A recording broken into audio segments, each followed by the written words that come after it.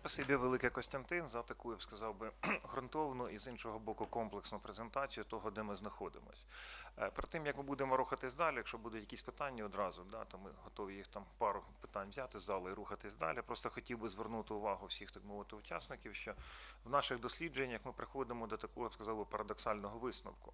Тобто, з одного боку, де юре торговельні і інвестиційні режими є досить ліберальними. Якщо подивитися на ключові, так мовити, фундаментальні речі, да? Але коли ми переходимо до здійснення інвестиційно-торговельних операцій в режимі вже, так мовити, де-факто, отут одразу виникають великі проблеми. Тому в цьому сенсі, якщо ми дійсно хочемо, так мовити, отримати позитивний економічний ефект, то немає іншого шляху, ніж де-юре, я вибачаюсь, де-факто зближувати з де-юре, хоча тут також є свої, так мовити, відповідні проблеми, на які треба звертати увагу. Якщо немає якихось таких будь ласка, питань по Україні, будь ласка.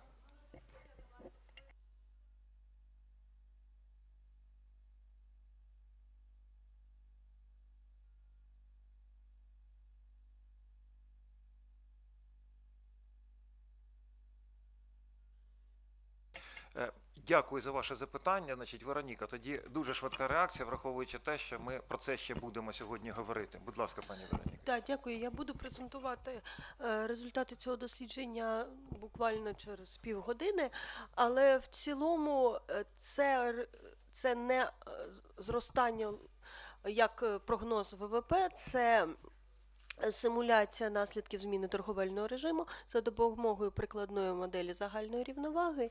І оця оцінка – це максимальне значення, це довгострокова зміна за умови накопичення інвестицій, там вже міняється обсяг капіталу, і відповідно приходу економіки до нового стану рівноваги після реалізації торговельних змін.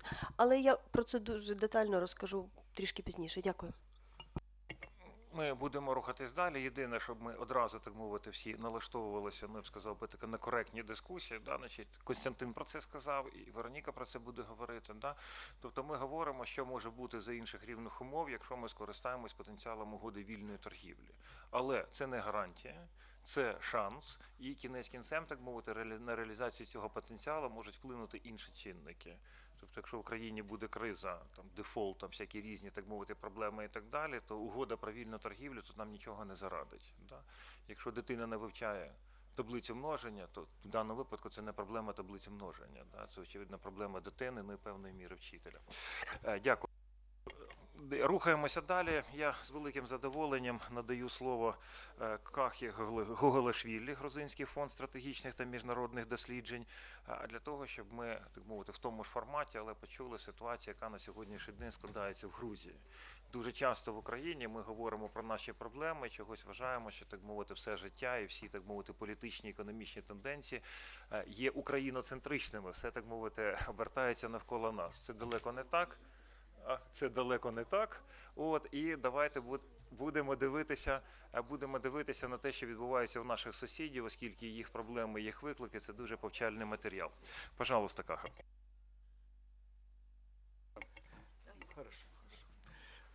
Большое спасибо. I will be talking in English, as my presentation is in this language. Well, first of all, thank you very much for invitation to this very interesting meeting, and I think that we need more and more contacts and more. I'm sorry.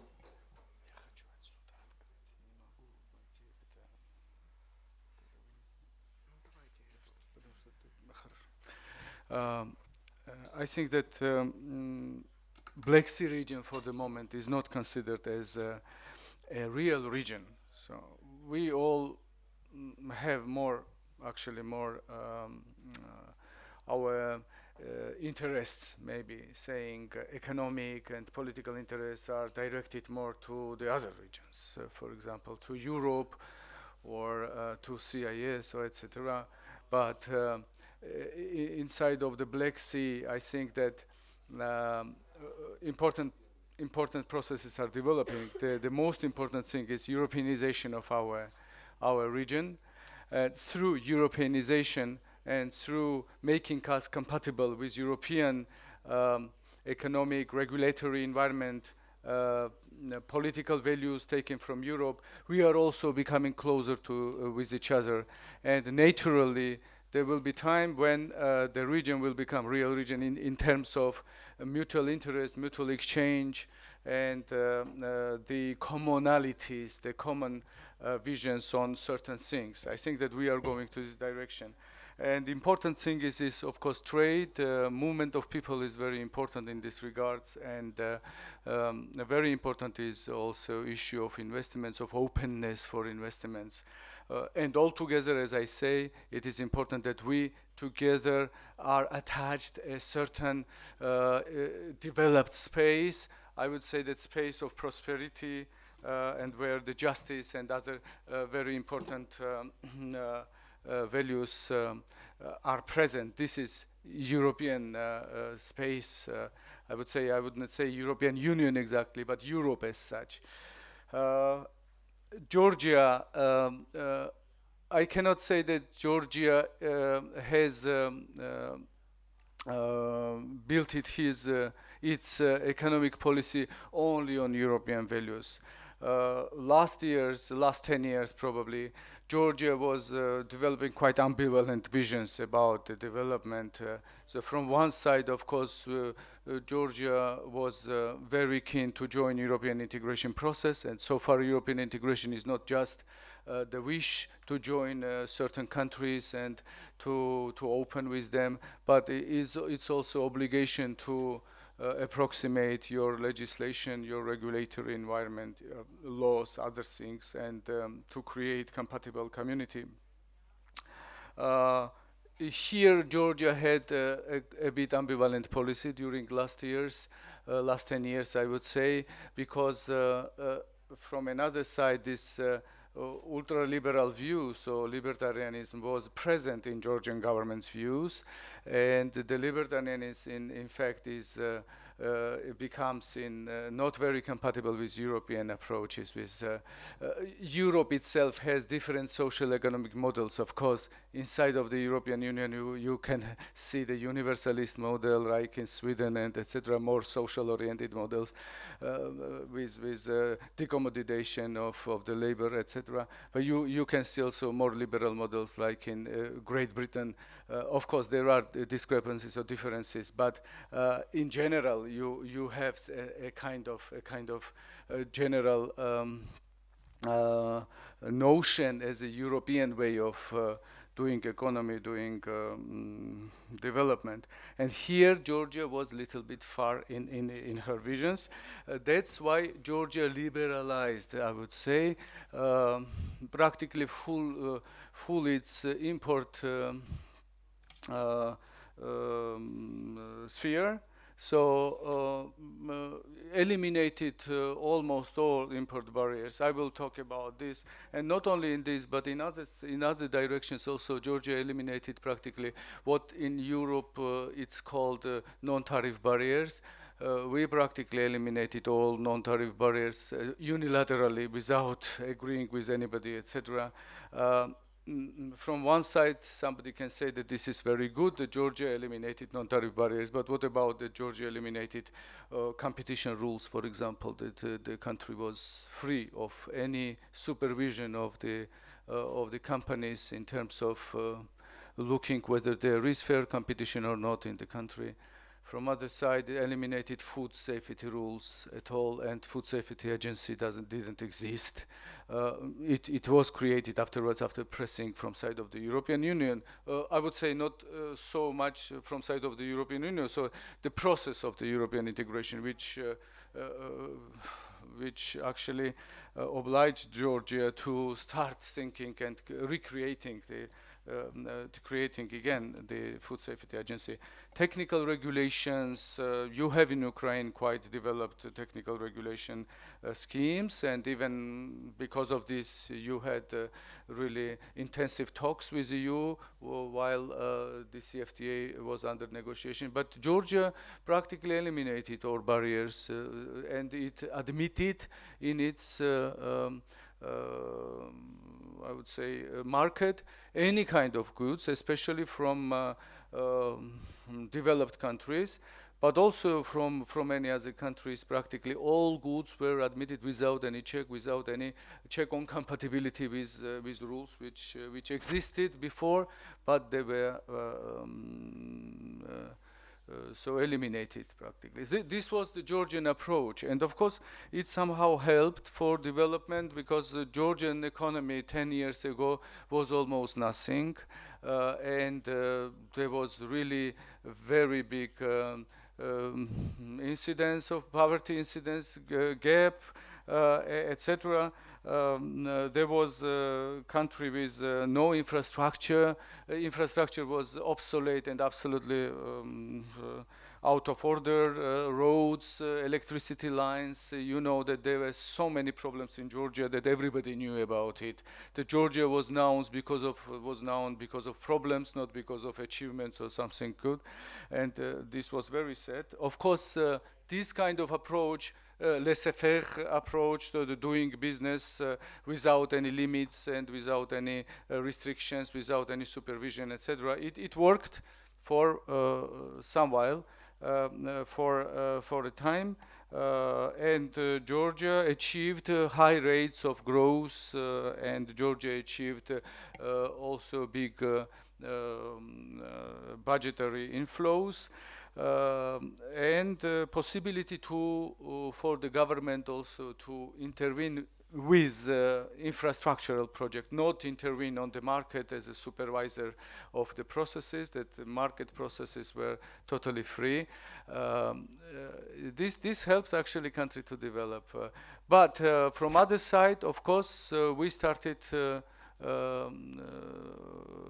we became a country with certain setbacks in European integration process, and before the August war, there was real challenge what to do, because I remember that the European Commission was very skeptical about Georgia's development, in terms that they didn't believe that Georgia would approximate its legislation in such important spheres, for trade-related spheres, especially like food safety, I already said, technical regulations, and the IPR, for example, or IPR protection, and government procurement, or even in such spheres like labor code. Or labor code was always the big concern for Georgia, for international community, not only for European Union but also for International Labor Organization, which was critical, very critical towards Georgian labor code.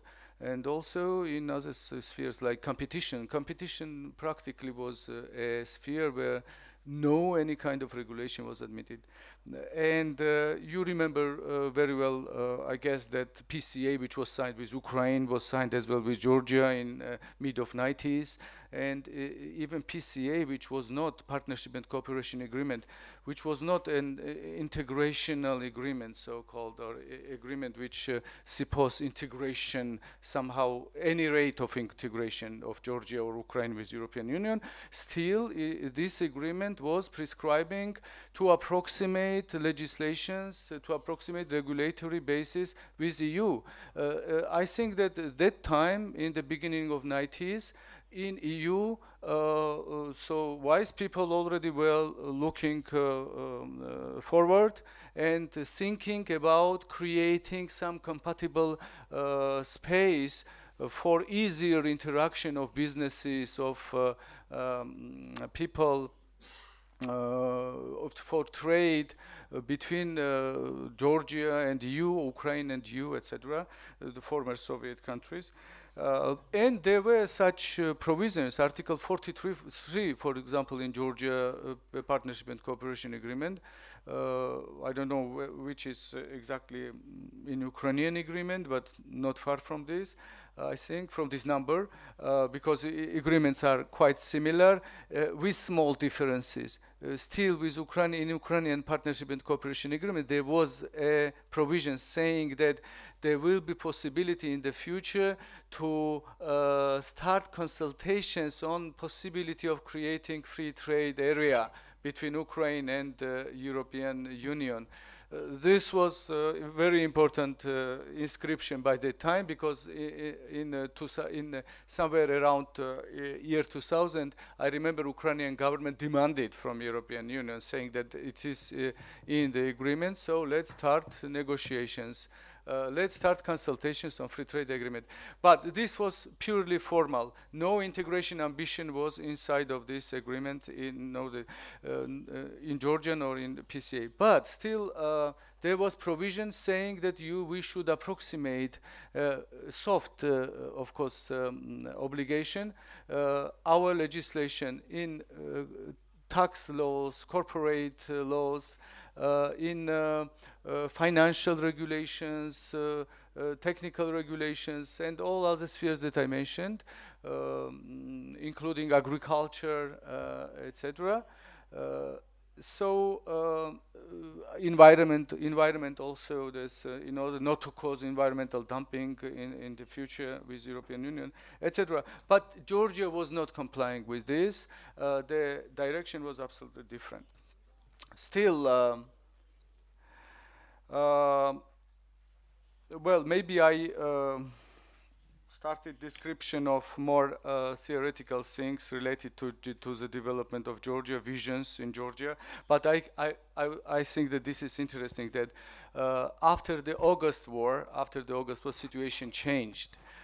Those who were telling to the government in Georgia that it is very risky to maintain such a sole rider position and to maintain such an individualist approach, that doesn't matter what European Union thinks about the rules of development, but we want to have our own way, our libertarian way, and let's interact with European Union.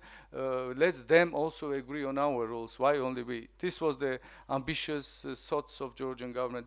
But finally, lots of people were worrying about the possibility of such a small country with in such a hostile political environment which we have around, and such a risky environment which we had around, to survive in such a way.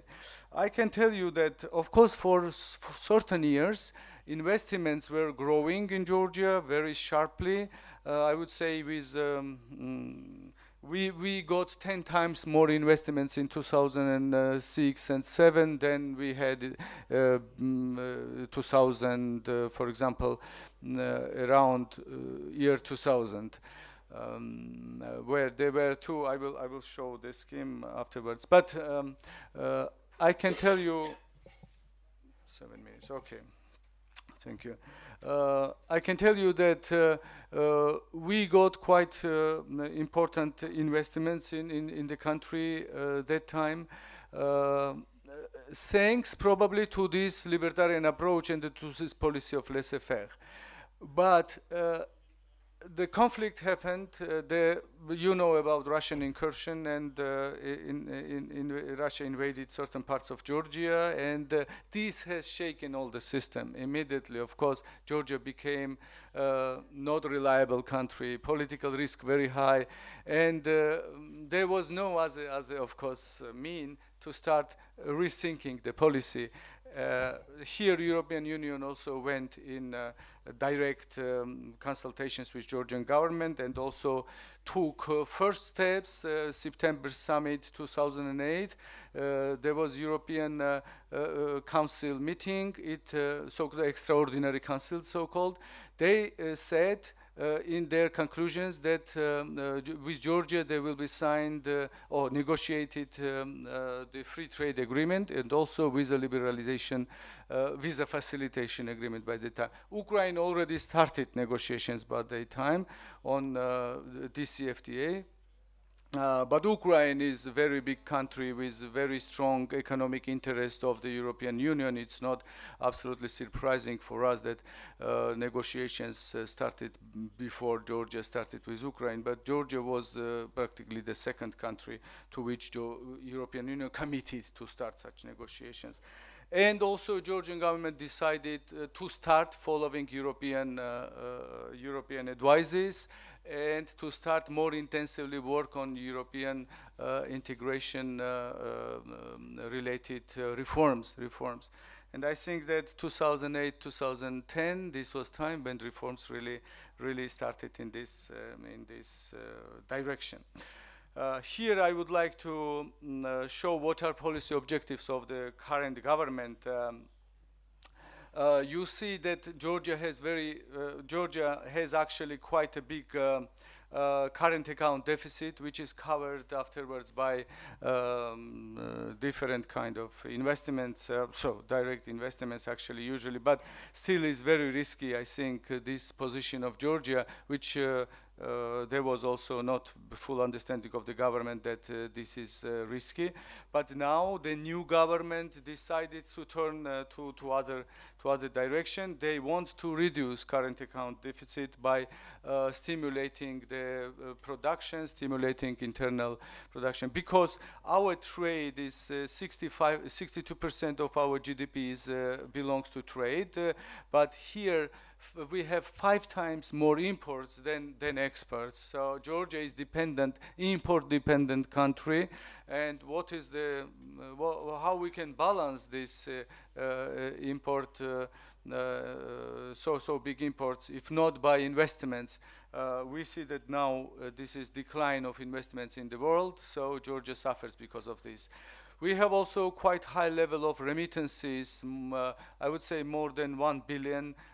This is around 16 billion is overall Georgian GDP, and 1 billion is, imagine, is around 1 billion is remittances from Georgian migrants living in other countries.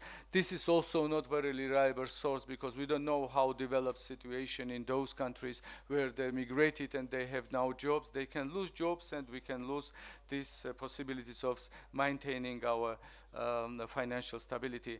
And we see that there is target to reduce. Trade regime is one of the most liberals. This is, I think, everybody knows it. This is unilateral openness. I don't know any other country like Georgia. Smaller countries, yes, like Andorra or I don't know, Fiji Islands, etc. Smaller countries which depend fully on tourism. Of course, they open fully their borders and they let the imports come and to integrate fully into the international markets. But not such countries as Georgia of 5 million inhabitants and not having possibility of fully depending on tourism opens in such a way. Still, there is positive things. Positive is that Georgian customs is very liberal. We reduced from the procedures towards only 7 procedures. There are lots of things, innovations in order to facilitate customs procedures, and they are very quick.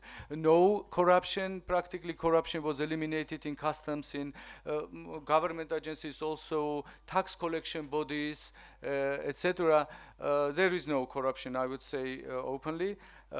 And this facilitates a lot of things. Of course, import duties, the low import duties, of course, this is an important thing and creates a climate of openness for Georgia. But from other side, it causes social problems and the difficulties for development of national industries because of these kind of things. Of course, with DCFTA prospects, I go a little bit not exactly through my slide presentations as you see, but this is very long, 46 slides. I would not fit with them. We have no quantitative restrictions, no export duties, of course, no trade monopolies, and very few licenses. This is achievement of last year's. And here are very lot of positive things, of course, and they influenced a lot Georgia's trade. Now you see also here the same, but in different type figures, that how much is MFN, how much duties. Actually, highest duty is 12%. We have only on 1,300 lines among more than 10,000 positions which we have on trade. And there are exclusions from MFN. So Georgia is oriented also to sign lots of trade agreements, free trade agreements with other countries. And we have also with former Soviet Union countries, all of them free trade agreements. And we have free trade agreement with Turkey, actually very limited. It's not wide, the comprehensive free trade agreement. It could not be because Turkey is a member of European Customs Union, EU Customs Union with European Union, and that was an exclusion which EU permitted to Turkey to do in certain positions. And Georgia benefits from GSP schemes. It's a GSP plus, which practically Georgia sells its products without 95% of its products are sold in EU, USA, Japan, Canada, Switzerland, and Norway without tariff duties. But of course, the main problem for Georgia's exports, which is on a very weak position, are inability of Georgian goods to compete with international standards and goods with high international standards, and inability of Georgia's goods to and services, of course, to overcome EU's non-tariff barriers, EU's regulatory burden, regulatory rules. Here, the signing of this CFTA is not really a possibility of just mutual openness, but also possibility for making effort in Georgia. This is for those who work in production, who work on industrials and people of businesses. This is not just possibility but obligation now for them to make effort and to comply with EU standards if they want to export goods to Europe. And I think it will be possible. There is another also advantage from signing the CFTA with you in such a situation, which we are now. I'm in Georgia, that we count on European investments, which in case of openness, okay, thank you. In case of openness, that Georgia will start attracting more European investments as being checked, supervised by EU institutions, and the stability of rules and will be guaranteed in the case that attachment to European dynamics of legal environmental changes. And for European investors, this will become, of course, much more the same about Ukraine. Of course, you can extrapolate this the also visions, considerations on Ukraine or on Azerbaijan, other countries, EAP countries, I would say. But for Georgia is expectations that finally it will be more attractive for European investors to finance, to enter in businesses in Georgia, to co-finance or to make joint ventures, etc., in order to sell then products or services in Europe itself or in other parts of the world. So this is integration with of Georgian businesses with European businesses, of Georgian economic environment with European. This should benefit, we think so. This CFTA, you know, yes. Yes, okay, a few conclusions. I will say now that the other things as free movement of people, I just didn't mention this, and I will mention that Georgia is also very, very liberal in this free movement of people issue. So our visa regime is practically, the borders are opened. Any citizen from any country can come to Georgia and take visa as a minimum at the airport. But more than 70 countries, they come without visa in Georgia. And lots of them also can stay, majorities of them can stay more than 360 days in Georgia. So there is a very big system of registration of foreigners in Georgia. It's just started developing. And in these regards, of course, important thing is that Georgia started consultations on visa liberalization with European Union. So Ukraine already concluded this process, and probably very soon soon Ukrainian citizens will benefit from this, but also Georgia will conclude most probably in 1.5 years this process, and Georgia's citizens as well will have such a possibility. And the final is the also mobility partnership. Still, it is important that Georgian workers which go and start looking for job in Europe, they have some more institutionalized possibilities for this. And this mobility partnership between EU and Georgia, the process that started, it will help, I think. It is very important to make effort in this direction. It will help to cooperate between countries in order to have this circular migration. And Georgia already started seriously considering these things with France, with some other countries of the European Union. So this, I don't know how to conclude, but I just want to also to say that in ratings, Georgia is on a very high level in such ratings as doing business or economic freedom index was always for last 10 years. It was always on among 10, among 20 in economic freedom index, 20 of the highest positions in these indexes. But what I want to say that not only these indexes show real strengths of the country. For example, a global competitiveness index, which is much more comprehensive, and it shows lots of institutional development things. It puts Georgia on 77th place, and Bertelsmann Stiftung index also, which is very comprehensive, puts on 66. So Georgia in freedom, in liberalization of its trade and movement of people on a very high position, but it doesn't mean that Georgia has no things to do. It has lots of things to do in strengthening its institutions in order to become a competitive economy. Thank you very much.